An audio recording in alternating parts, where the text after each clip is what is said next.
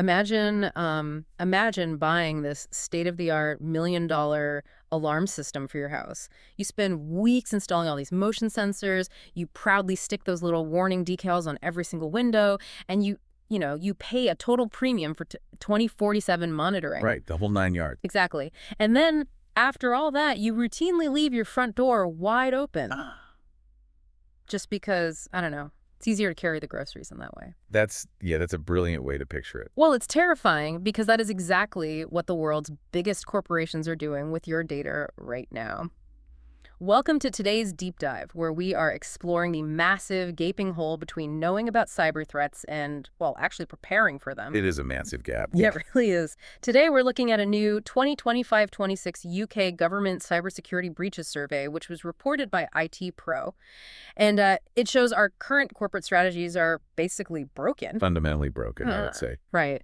But we aren't just going to sit here and admire the problem today. We also brought in some technical documentation from a company called Swimage, which it looks at futuristic automated fail-safes. It basically proves that surviving these attacks requires a total rethink of how we rebuild systems after the disaster strikes. Yeah, shifting from prevention to pure survival. Exactly. Okay, let's unpack this, because the numbers we're looking at today aren't just bad.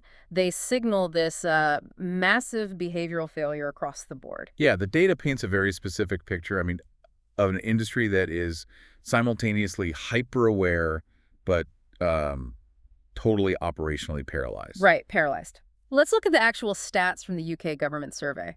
So 43% of all businesses and 28% of charities, they fell victim to a breach in the last 12 months alone. That's almost half of all businesses. I know, right? You'd normally think that massive corporations with, enormous budgets and dedicated IT departments would be totally insulated from this stuff. You would think so, yeah.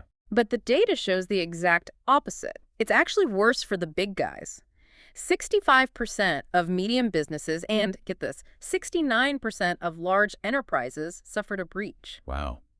2 out of 3. 2 out of every 3 massive corporations are just failing to protect their networks. Which tells us that simply, throwing more money at the problem or hiring a larger IT staff is not the silver bullet these executives think it is. Yeah, money doesn't fix a cultural issue. In fact, Tom Kidwell, he's the co-founder at Ecliptic Dynamics, he looked at this exact same data and called it depressingly familiar. Depressingly familiar. That's a strong phrase. Right. He pointed out that people still harbor this incredibly stubborn, like, it won't happen to me mindset. And that's despite major household name brands like Marks and Spencer and the Co-op getting hit recently. When major national grocery chains are dealing with compromised data, it's really hard to justify keeping your head in the sand.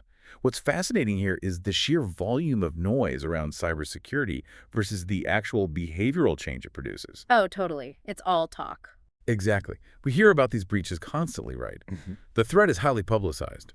But as Kidwell points out, just talking about cybersecurity is not the same as doing anything structural about it. Right. The awareness is there, but the action isn't. Yes, the awareness levels are at an all-time high, but that awareness is just, it's not translating into preparedness. The organization feels secure because they've acknowledged the threat on paper, maybe bought a shiny new tool or two. Like the expensive house alarm. Precisely. Yeah. But the daily operational realities, those open front doors from your analogy, they remain completely unaddressed. So let's actually look at what is walking through those open doors, because the threat landscape is shifting. The IT Pro piece highlighted that phishing remains the most commonly reported incident. It's hitting 38% of businesses and 25% of charities. Phishing is always going to be top tier, yeah. And the most disruptive, too. Yeah. But here is the data point that surprised me.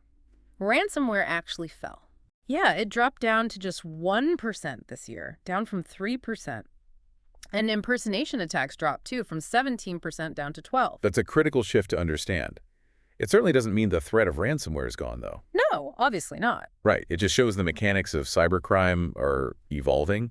Law enforcement has been, aggressively cracking down on cryptocurrency pipelines. Making it harder for the hackers to cash out. Exactly. And simultaneously, companies have gotten a little bit better at basic data backups.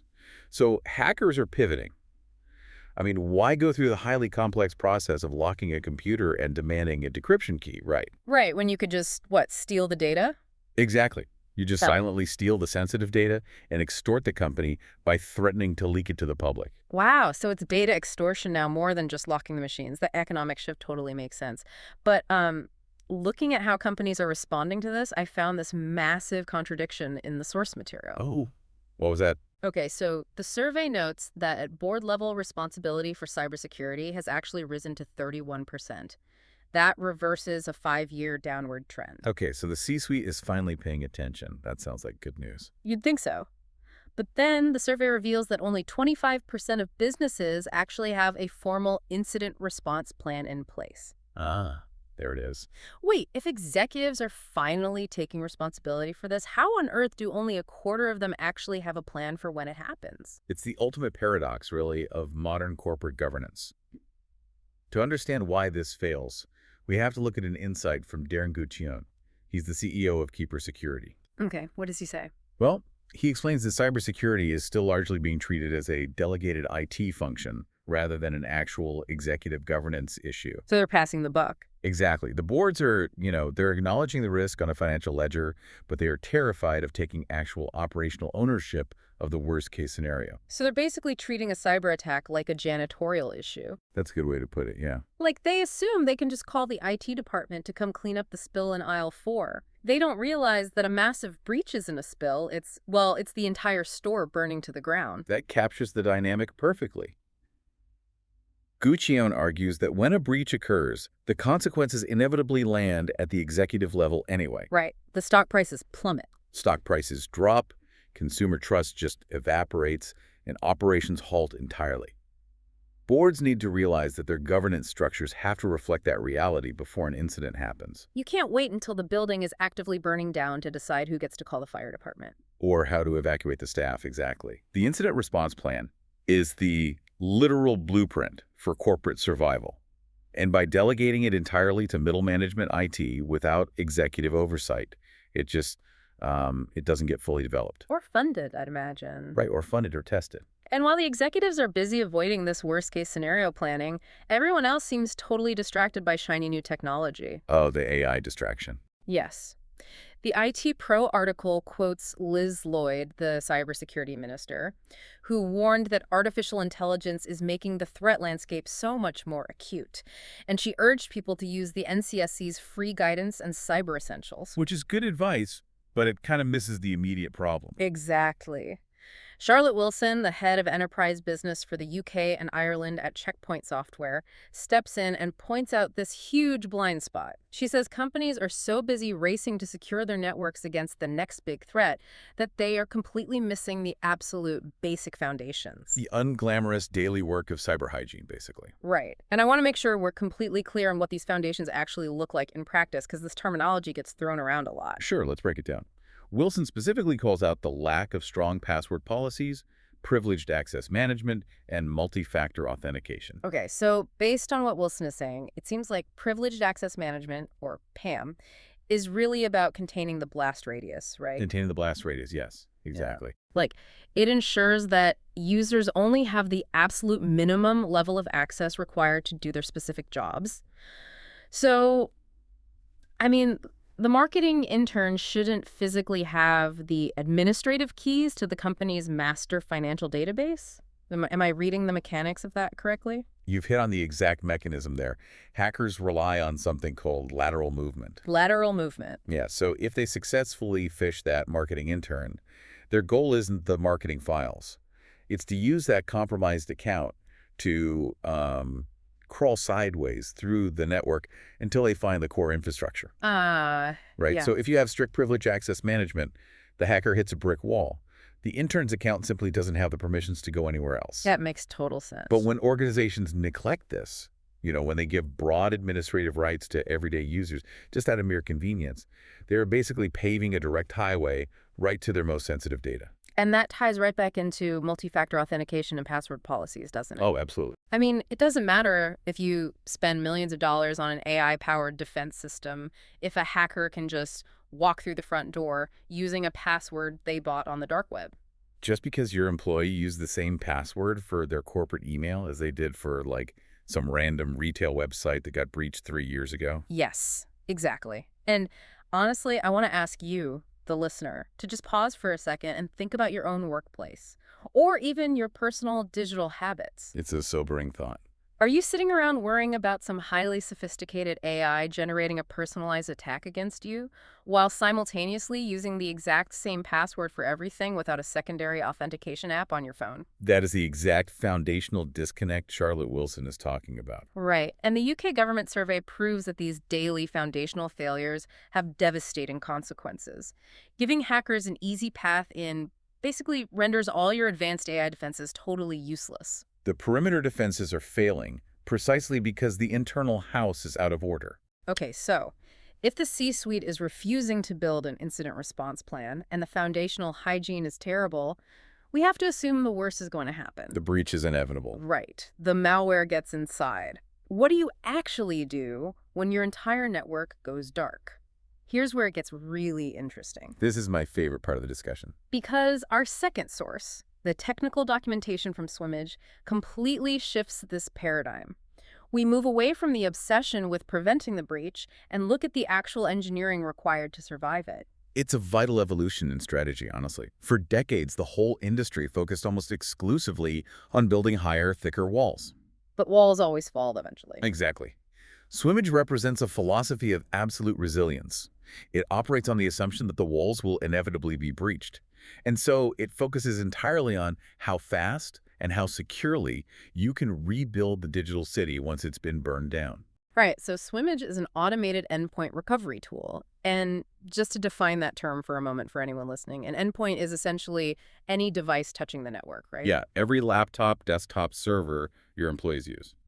Got it. So when one of those endpoints is corrupted or infected or entirely non-bootable, Swimmage steps in to rebuild the operating system, restore the apps, and enforce security. But I have to admit, I was incredibly skeptical of one specific claim in their documentation. Let me guess. The offline capability. Yes, they state this tool can operate totally offline or over painfully slow VPNs. Hold on. If a computer is completely locked down by malware or physically disconnected from the internet, how can a remote software tool reach in and fix it? It seems completely counterintuitive, I know. It sounds like magic. Right. But it's achieved through a brilliant approach called zero-touch architecture, combined with preemptive local deployment. Preemptive local deployment. Okay, break that down for me. Sure. So normally when an IT department needs to rebuild a crashed machine, they have to push a massive new operating system image, plus all the applications, over the local network. Right, which takes forever. And if the network is compromised by ransomware or, the employee is working remotely in an area with a terrible Wi-Fi connection, the IT department is completely stuck.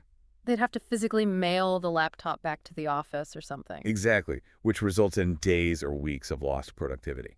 So how does Swimmage get around that? Do they avoid the network bottleneck by putting the cure inside the machine ahead of time? Exactly that. Swimmage bypasses the network completely because it is installed on the device long before disaster strikes. Oh, wow. Yeah, they take all the necessary files, the pristine operating system image, the core applications, the configuration settings, and they embed them directly into a secure, encrypted, and hidden partition right there on the local hard drive. So it functions as this dormant, self-healing ecosystem. That's a perfect description. When a policy is triggered, say the system detects aggressive malware, or an IT admin initiates a recovery protocol, Swimmage doesn't need to reach out to a cloud server to download gigabytes of data. Nope, not a It triggers locally. It effectively wipes the corrupted system clean, removing the threat at the root level, and rebuilds the entire machine using those pristine embedded files. And because it doesn't rely on a live network connection, it can rebuild a machine whether it is sitting in a corporate headquarters or completely disconnected from the internet on a remote oil rig. That's wild. So the geographic location and the network status become entirely irrelevant. Entirely irrelevant to the recovery process, yeah. And the speed and cost metrics they cite for this are just staggering. According to the documentation, rebuilding a crashed or infected PC takes under 30 minutes. And in some use cases, it's under 15 minutes. Under 15 minutes, with zero data loss for the user. And the pricing starts at just $4 a seat.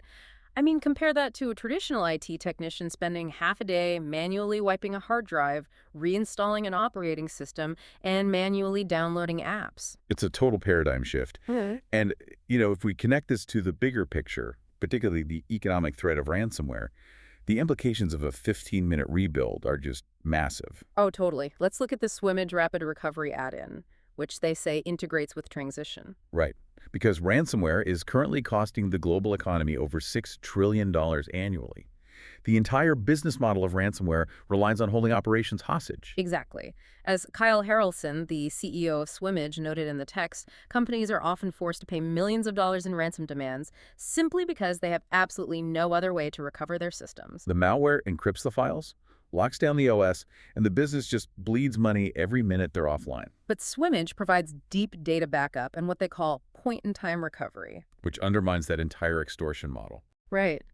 When ransomware strikes, Swimmage initiates that automated offline rebuild.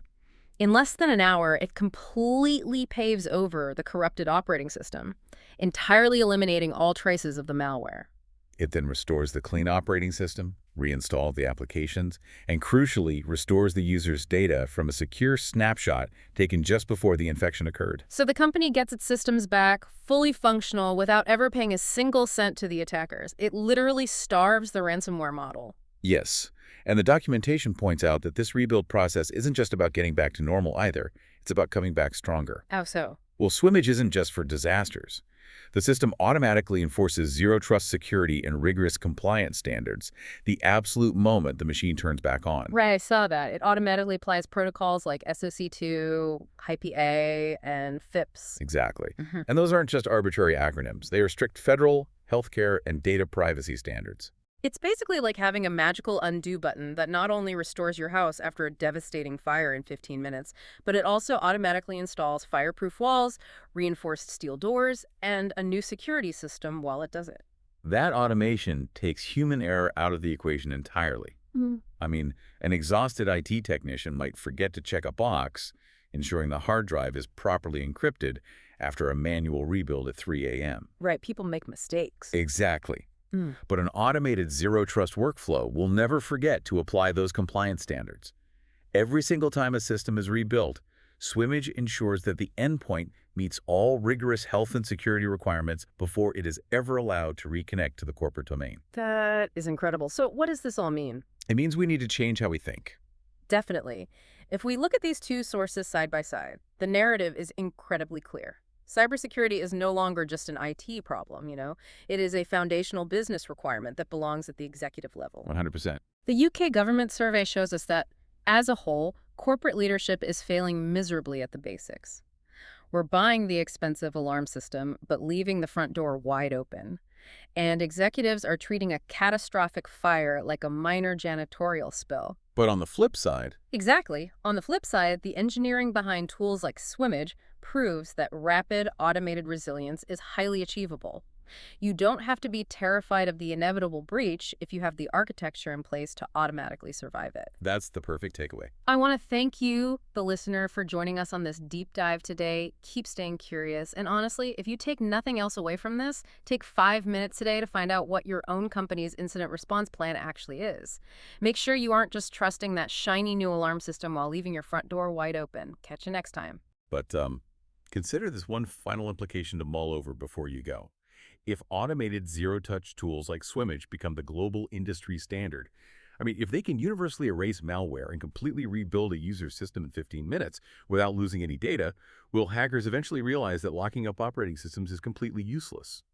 Could this incredible recovery technology force attackers to abandon traditional ransomware entirely and pivot exclusively to purely destructive attacks, or data extortion where they just steal the data and threaten to leak corporate secrets rather than bothering to lock the machines at all? As our ability to recover reaches near instant speeds, the very nature of cybercrime will be forced to mutate.